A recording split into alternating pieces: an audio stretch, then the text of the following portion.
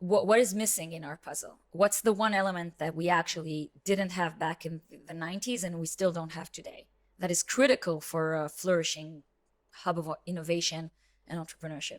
If you ask me, I would say two things, which is professional mid-management and processes, which are maybe kind of the same things. Okay.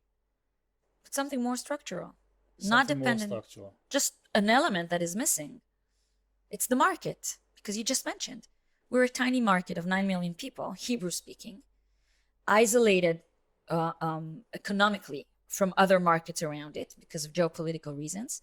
So great, we have all these components, but what we're missing is the clients.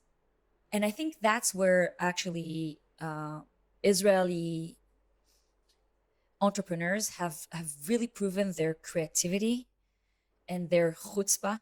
Okay, we'll get to talk about that. Their audacity is not thinking of that as an obstacle.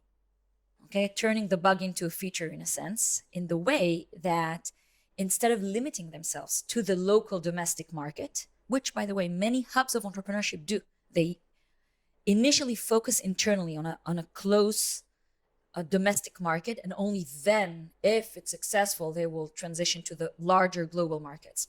But for Israelis, they understood that if they limit themselves to the domestic market, their learning curve is very limited because we also operate in Hebrew, and it's just a tiny, tiny, tiny, tiny market. So from day one, Israeli tech entrepreneurs are actually thinking globally.